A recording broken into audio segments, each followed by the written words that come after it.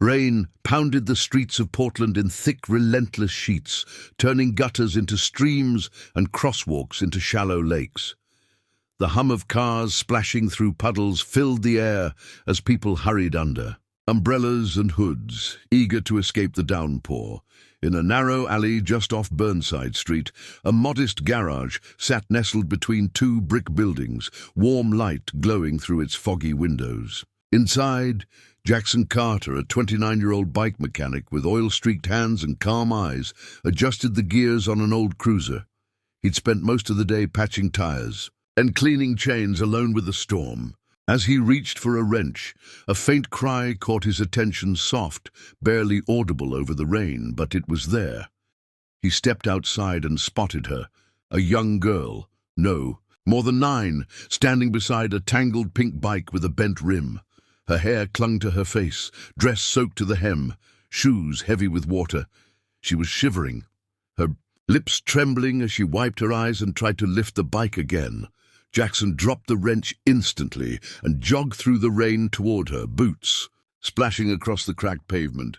"Hey, you okay?" he asked gently, kneeling beside her. She shook her head but didn't speak. He could see she was scared, not just cold, but overwhelmed. "Let's get you inside," he said, picking up the bike with ease and guiding her toward the garage. She hesitated only for a moment before following.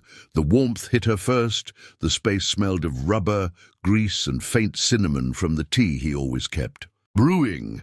He handed her a clean towel and she took it silently, wiping her face and arms as she sat near the wall heater. "What's your name?" he asked, setting the bike on the stand. "Maya," she whispered. "I'm Jackson. Want some cocoa?" Her eyes lifted slowly, and she nodded.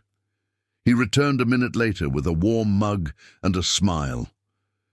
As she sipped quietly, he went to work removing the bent wheel, realigning the fork, checking the brakes. Maya watched him closely. There was something calming in his movements, something careful, almost artistic. For the first time since the rain began, she felt safe. When he caught her gaze, he smiled again. "Almost there," he said softly, tightening a bolt. An hour passed. The storm didn't let up, but the silence in the garage grew more peaceful than awkward. Maya had finished her cocoa, her socks now drying on a nearby radiator. She leaned forward as Jackson spun the front tire, watching it whir. "I was riding too fast," she said suddenly. "Didn't see the curb," he nodded. "Happens to the best of us." Another few minutes passed before headlights beamed through the foggy window. A large black Escalade screeched to a stop outside. Maya's shoulders tensed. She stood quickly, clutching her shoes. "That's my mom," she said, nervous. The door burst open before Jackson could respond. A woman in her late 30s stepped inside, tall, elegant, raincoat dripping, heels clicking against the concrete. Her hair was perfectly styled despite the storm, her voice sharp.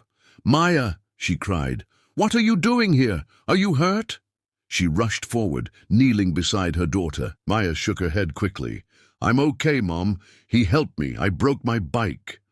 The woman turned to Jackson with suspicion. "You're the mechanic?" He nodded. "Jackson Carter."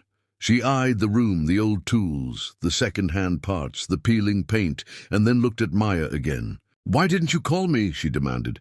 Maya looked down. "My phone died." Jackson stepped forward. "She was scared, cold. I brought her in and got her warm, fixed the bike." The woman stood slowly, regaining her composure. "How much do I owe you?" she asked coolly. Jackson waved his hand. "No charge." Her expression shifted confusion, then disbelief. "Seriously?" "Seriously," he said, grabbing a plastic bag for Maya's wet socks. "She's safe, that's enough." There was a long pause before the woman nodded stiffly. "Thank you." Maya hugged him quickly, her voice soft. "Can we come back sometime?" Jackson smiled. "You're always welcome." The woman, still processing it all, took Maya's hand and walked her to the car. Rain still fell heavy, and Jackson stood under the awning, watching the taillights fade into the mist. Something about the whole interaction lingered with him. It wasn't just the kindness exchanged, it was Maya's eyes, that hopeful glance, and the strange mix of gratitude and sadness in her mother's face. He returned to the garage, the sound of the rain somehow gentler now. He finished wiping down the tools and turned off the lights, thinking the moment had passed. But exactly 1 week later, that same Escalade pulled into the alley again.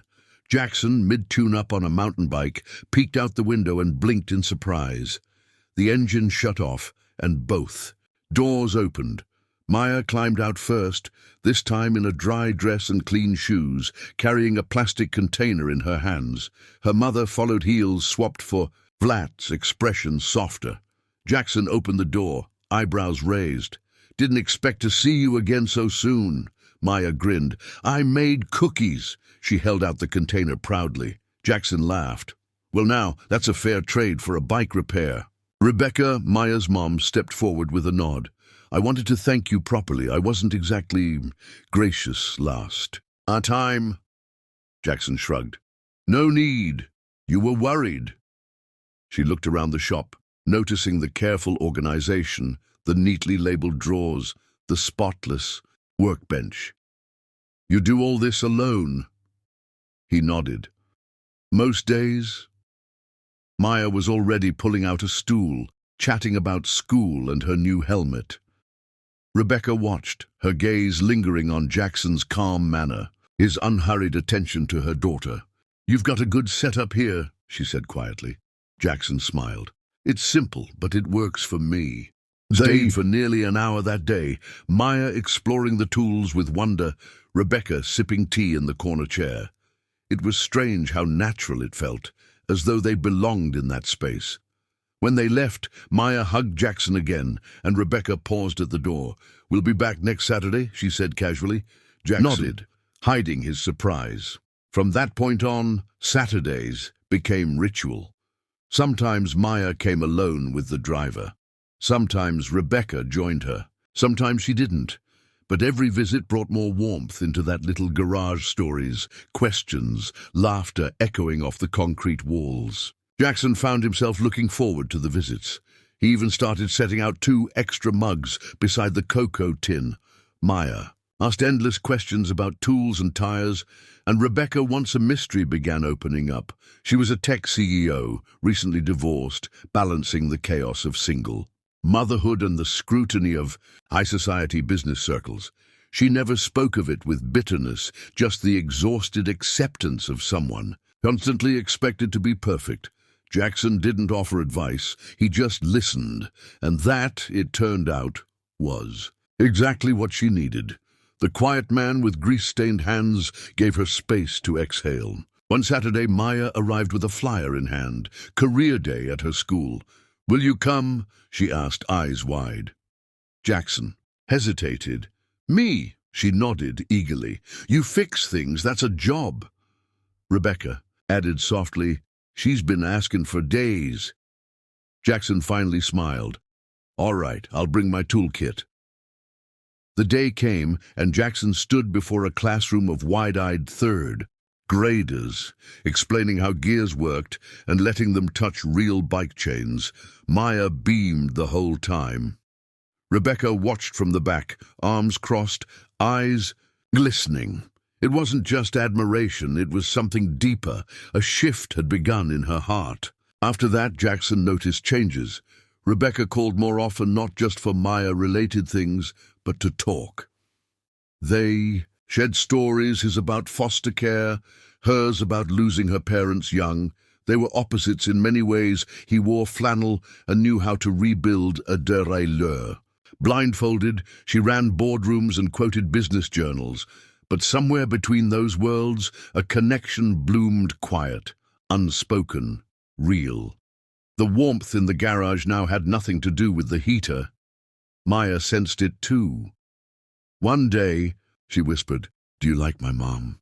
Jackson chuckled. "She's all right." Maya giggled. "She likes you a lot." And though Jackson never sought praise or attention, something about this family, their arrival on a rainy day, The cookies, the laughs, the stories had slowly started fixing something inside him too. He hadn't realized how lonely the garage had felt until it wasn't anymore. As weeks turned into months, he found himself dreaming again, not of wealth or escape, but of dinners shared, bikes built together, maybe even love that didn't leave. He often wondered how different his life would have been if he hadn't stepped outside that rainy day. But he didn't dwell on it, because now it had begun again, and it was only just beginning. Maya came back to Jackson's garage the following Saturday morning, skipping in with her pink helmet loosely strapped and her newly repaired bike gleaming in the sunlight. Her giggles filled the quiet space as she circled the lot. Jackson, wiping grease from his fingers, looked up and smiled. She waved. It had only been a week, but something about her presence felt like it had always belonged. Minutes later, Rebecca's Escalade rolled in and parked neatly by the curb. Unlike last time, she stepped out with calm composure, sunglasses tucked away, holding a warm coffee as she approached him. Jackson greeted her politely, unsure what to expect. Rebecca extended the cup, thought you might like one. He accepted it, surprised. They stood for a moment in silence, watching Maya ride. She hasn't stopped talking about you all week, Rebecca said, her tone no longer sharp. This place, she says it feels safe. Jackson glanced around at his small, cluttered garage. Safe wasn't something people usually called it. As days turned into weeks, Maya became a regular fixture. Sometimes she rode her bike, sometimes she just came to sit and watch Jackson work. He started setting aside little projects she could help with. Organizing bolts, holding a flashlight, naming tools. It wasn't long before Rebecca began staying too. At first, she answered emails from the passenger seat, but slowly she started stepping inside. She watched with quiet interest how Jackson handled customers, how he listened, without rushing, and never charged unfairly, even when he clearly could have. Rebecca was used to meetings where words were carefully curated, intentions masked behind agendas, but in Jackson's shop she saw raw humanity. A single mother dropped off her son's tricycle. Jackson fixed it for free. An elderly man came by just to chat. Jackson poured him coffee.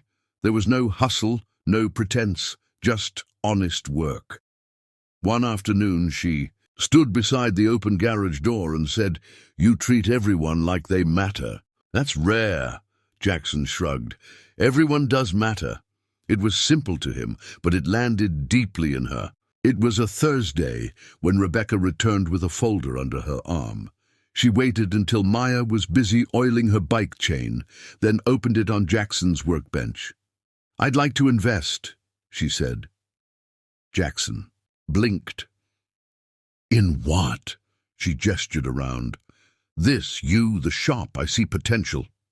Jackson chuckled, brushing off his hands. "Rebecca, this is just a hole in the wall." She looked him in the eyes. "No, it's a foundation. You've built something real here, and I want to help you grow it." For the first time in a long while, Jackson was speechless. He didn't agree right away. He spent nights thinking about it, talking to his brother, consulting a local lawyer, even praying about it. He had lived modestly his whole life. The idea of partnering with a CEO made him nervous, but Rebecca didn't push. She waited. When he finally said yes, she smiled, not like a businesswoman, but like a friend who had been hoping he would believe in himself. Within a month, construction began. A new sign went up, new lifts were installed. Jackson hired his first 2 employees. The garage transformed, but the heart of it stayed the same. Maya watched the changes, like a kid watching a castle being built from her imagination. She helped paint tool drawers, handed out lemonade to the workers, and proudly told everyone, "This is Uncle Jack's place." The nickname stuck. Jackson never corrected her. It felt right. Rebecca visited often. She began taking calls from the break room instead of her SUV.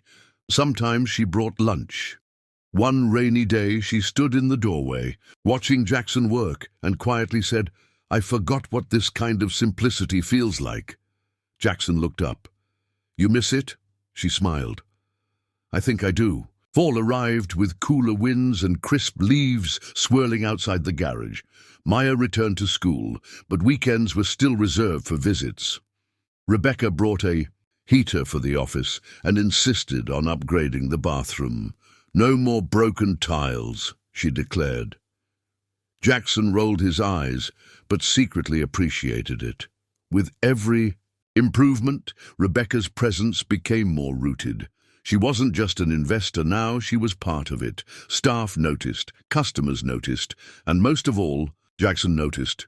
The woman who once stood like a storm now lingered like sunshine after rain. It changed the rhythm of his days. Late one evening, after the last customer had gone, Jackson stood under the string lights Rebecca had installed out front. The new garage sign gleamed above them. Jack's Honest Works, her idea. Rebecca joined him, arms folded, sipping cider. Looks good, doesn't it? She said. He nodded. Better than I ever imagined. She turned to face him. You know, when I was little, my dad owned a hardware store. Small, honest. He died young. I guess I've been chasing that feeling ever since.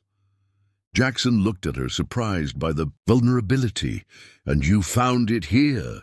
She nodded, voice barely audible. That night, they didn't rush to say goodbye. They stood there, letting silence speak. Rebecca, the woman known for boardrooms and billion-dollar contracts, found herself grounded on a quiet street, outside a mechanic's garage. And Jackson, who had spent years thinking he was invisible to the world, felt seen, truly seen for the first time. It wasn't love yet, not in the traditional sense. But something had begun, something deeper, built not on fireworks, but on warmth, trust, and a shared understanding that some broken things aren't the end. Sometimes they're where the story begins. Over the next few months, the shop thrived. Word spread fast. Customers lined up. Local newspapers featured their story. From rainstorm to revival, how a CEO and a mechanic built more than a garage. The spotlight didn't change. He still wiped tools by hand, still offered cocoa to cold customers, and still fixed small bikes for free. But now he had support. Now he had a future. Rebecca never tried to take over, she simply uplifted. And Maya, she blossomed, confident, joyful, curious. Jackson had become the steady figure in her life she never knew she needed. On Saturday, Maya came in with a small drawing. It showed 3 stick figures, her, Jackson, and Rebecca, standing in front of the garage. Above it, in crayon letters, it said, "My happy place." Jackson pinned it near the register without a word. Rebecca noticed and touched his shoulder. No one said anything, but they didn't need to. That night, after closing, Jackson walked Rebecca to her SUV. "You never told me why you stopped that day," he said, as I looked up, then smiled gently, "because I saw a man helping my daughter in the rain, and I saw a light I didn't want to lose." The seasons turned again. Snow blanketed the shop's roof. Inside, warmth radiated, not just from heaters, but from people who genuinely cared. Jackson and Rebecca now shared more than investment plans. They shared Sunday dinners, holiday, decorating, and inside jokes. One snowy evening, Jackson was closing up when he found a small box on his workbench. Inside was a single key and a note. "To our future." Ah. He looked up to see Rebecca leaning by the door, cheeks pink from cold, eyes shining. "A second location?" he asked, half joking. She stepped forward. "A home, ours, if you're ready." Jackson didn't respond with words. He simply took her hand, rough from years of work, into hers, elegant, polished, and strong. And in that moment, everything unspoken between them became clear. This wasn't just about a garage, or even the business. It was about rebuilding something neither had known they needed. Love wasn't loud here. It was found in quiet moments, shared coffee, laughter over tools, a little girl's drawing, and a rainy day that changed everything. What began with a broken bike turned into a future built piece by piece, with kindness as its foundation.